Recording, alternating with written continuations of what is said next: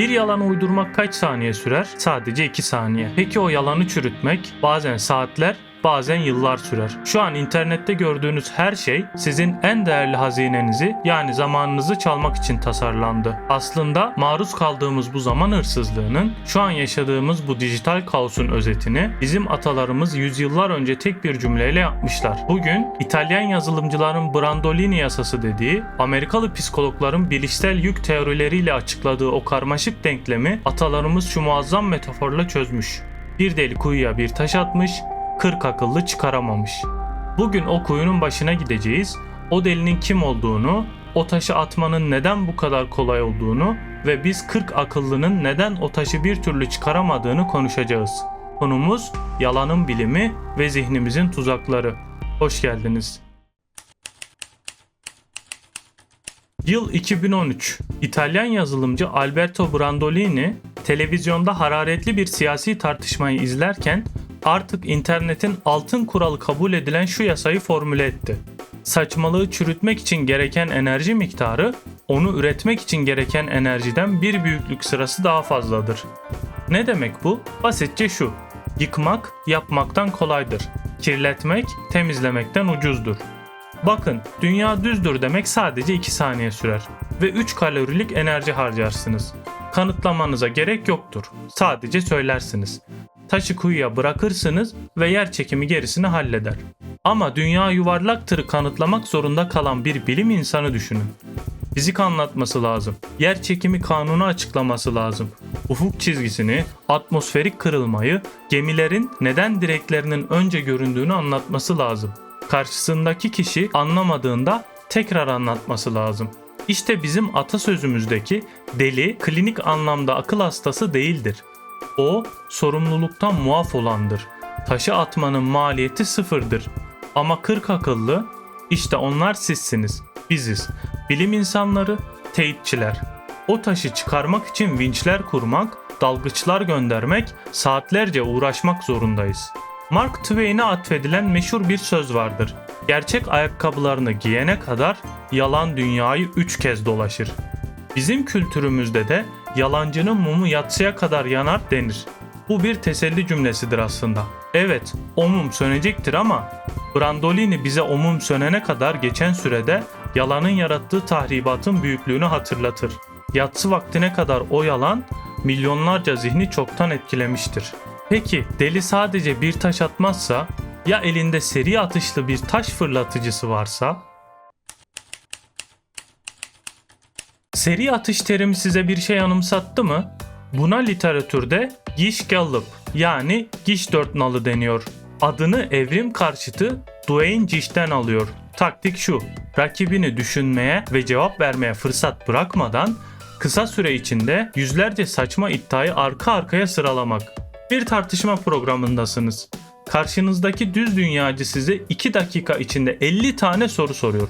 Ufuk neden düz? Su eğim almaz. NASA fotoğrafları şoplu. Antarktika'da duvar var.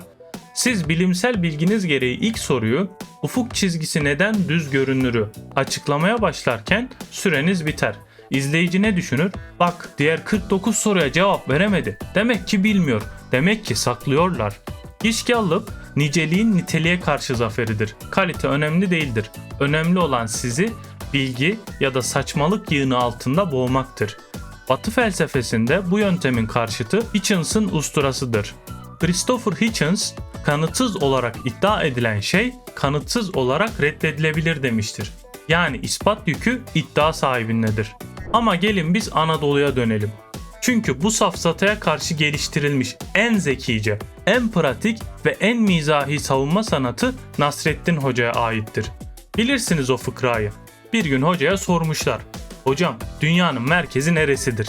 Hoca hiç istifini bozmadan eşeğin sağ arka ayağının bastığı yeri göstermiş, "İşte tam burasıdır." Adamlar şaşırmış. "Aman hocam, olur mu öyle şey? Nereden biliyorsun?" demişler. Hoca cevabı yapıştırmış: "İnanmıyorsanız ölçün." İşte deha budur. Hoca burada sadece mizah yapmıyor. Mantık bilimindeki en temel kuralı, Latince adıyla onus probandi ilkesini uyguluyor. Yani ispat yükümlülüğünü. Hoca karşısındaki Gish-Gallupçıya iddia eden ispatla mükelleftir dersi veriyor. Delinin kuyuya attığı taşı çıkarmaya çalışmıyor. Taşı atana çok meraklıysan gir suya, taşı sen çıkar diyor. Eğer biri size Ay'a gidilmedi kanıtla derse oturup roket denklemlerini anlatmayın. Çünkü dinlemeyecekler. Onlara hoca gibi yaklaşın. Gidilmediğine dair kanıtın ne? YouTube videosu dışında elinde hangi veri, hangi ölçüm, hangi akademik makale var? İnanmıyorsan ölç.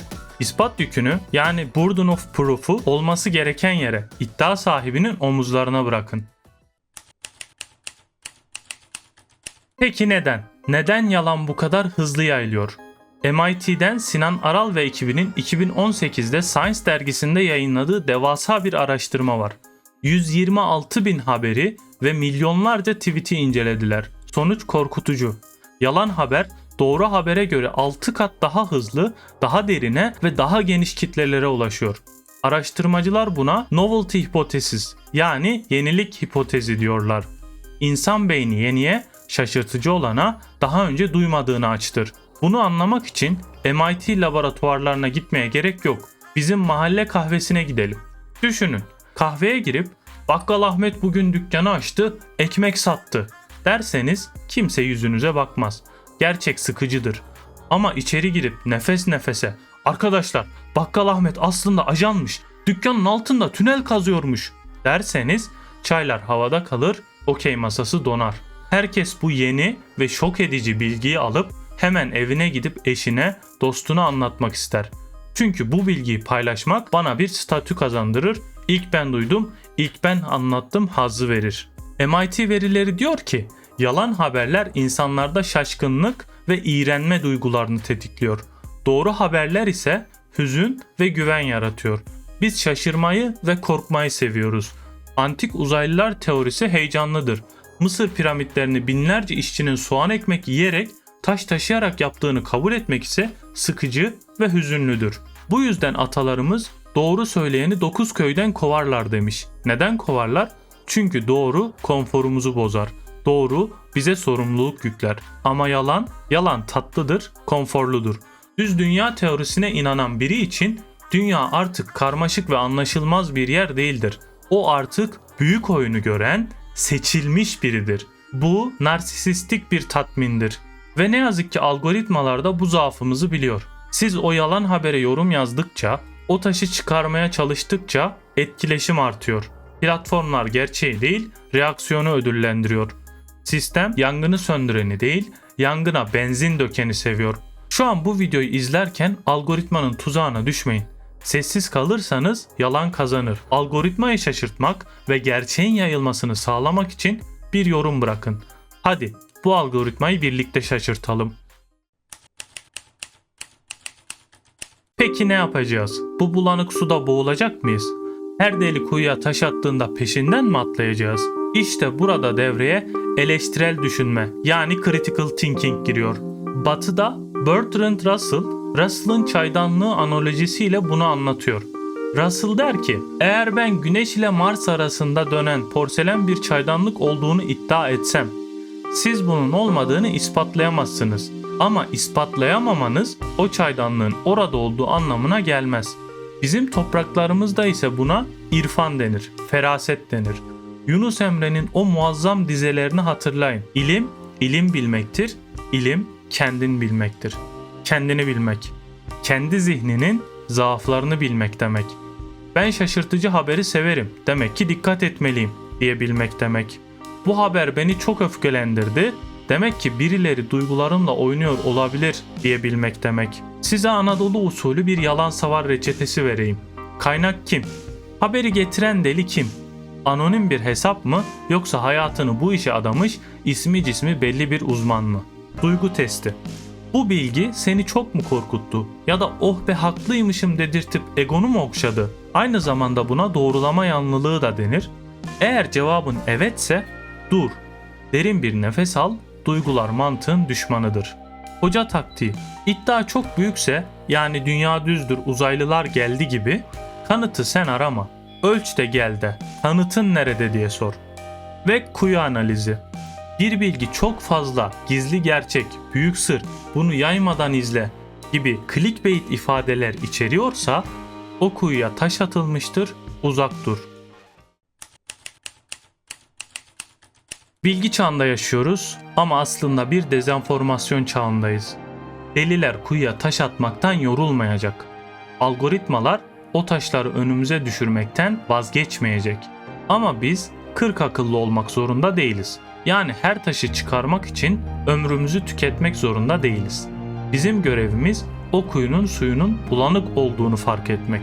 Nasrettin Hoca'nın mizahı, Yunus'un kendini bilme öğretisi ve bilimin soğuk ama güvenilir ışığı. İhtiyacımız olan pusula bu. Bir sonraki şok haberini gördüğünüzde paylaş butonuna basmadan önce durun. O taşın elinizden çıkmasına izin vermeyin. Çünkü gerçeğin ayakkabılarını giymesi zaman alabilir. Ama menzile varan daima ve sadece gerçektir. Kuyulara atılan taşlara değil, suyun berraklığına talip olun. Ve unutmayın, bir delinin kuyuya taş atması saniyeler sürer. Ama o taşı çıkarmak sizin en değerli hazinenize, yani ömrünüze mal olur. Akıllı olun, o taşı orada bırakın. Çünkü o taşı kuyuya atan kişi gerçek bir insan bile olmayabilir. İnternette bugün tahmin edebileceğinizden çok daha fazla bot hesap var.